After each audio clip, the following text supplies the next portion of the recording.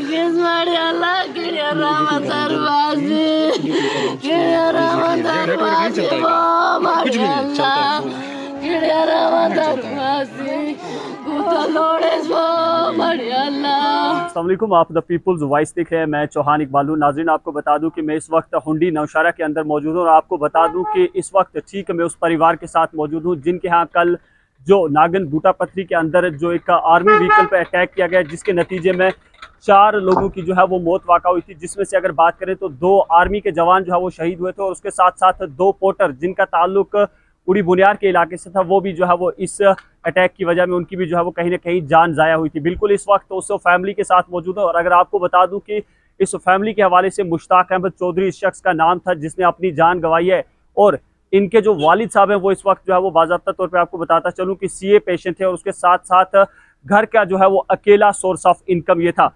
मजीद क्या कुछ है यहाँ के लोकल से बातचीत करने की कोशिश करते हैं और दिखाने की कोशिश करूंगा कि किस तरीके के मुनाजिर इस वक्त यहाँ पर है।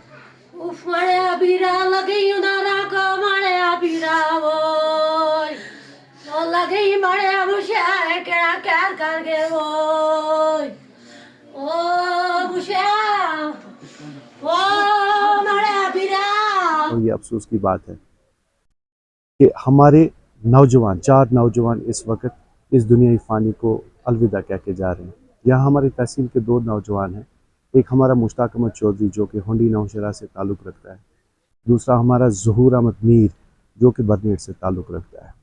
गुर्बत के मारे, गुर्बत के सताए हुए ये नौजवान अपनी रोज़ी रोटी कमाने के लिए आर्मी के साथ गए थे। इनको अभी बहुत कम टाइम हुआ था, 5 महीने हुए थे। 1 महीना और काम करना था, यानी 6 महीने का इनका टोटल पीरियड होता है वर्किंग का। उसके बाद इनको घर ही वापस आना था। जहाँ तक हमारे यहाँ मुश्ताक अहमद चौधरी की बात है, 27 साल नौजवान जिसके घर की हालत बहुत ख़राब है। इसका जो वालिद है वो CA पेशेंट है, इसका बच्चा 3 साल का है। घर में ऐसा कोई सोर्स ऑफ इनकम नहीं है और एक तरफ से ये कैंसर की वजह से सताए हुए परेशान लोग थे। इनकी पूरा घर का निज़ाम ही दरहम बरहम हो गया था कैंसर की वजह से। ऊपर से ये मार झेलने को मिलती है तो अल्लाह ताला नजात दे। इससे बढ़कर सानी और क्या देख सकते हैं। तो इस वक्त मैं हुकूमत वक्त को ये गुजारिश करना चाहता हूँ, ये इस दुनिया से चला गया, कम से कम अब इसके जो लवाहिकीन हैं, इसका जो फादर है, इसकी बीवी है, बच्चे हैं, उनके बारे में ख्याल करना चाहिए। उनके बारे में ऐसा कोई स्टेप उठाना चाहिए ताकि वो अपने आप को मेंटेन कर पाए, क्योंकि इसका फादर जो बेचारा बिस्तर से उठ के दरवाजे पे नहीं आ सकता, वो खुद को कल को कैसे मेंटेन कर पाएगा या उसकी बीवी खुद को कैसे क्या कर पाएगी। आंखें जो है नम हुई हैं कल से ये खबर सुनकर के बोनियार के ही 2 बच्चे जो इसमें हमारे यहाँ से पोर्टर्स गए हुए थे, अपने बेरोज़गारी तबके ने मजबूरी के हालत में, जिसके घर में पेशेंट्स हों, जिसके घर में 3 साला बच्चा हो, जिसके घर में CA पेशेंट हो, हर महीना उसको कितना खर्चा लगता था और यही एक औलाद इस घर को चलाने वाला आज इस घर को भी अंधेरे में तब्दील किया गया। हम सरकार से रुजू करते हैं, इस घर के हालात देखकर, इस नौजवान की फैमिली को देखकर, इसके बाप को देखकर, 2.5 साला 3 साला बच्चा, 2.5 साल से इसके बाप को CA पेशेंट जो कि घर में ही पड़े हुए हैं।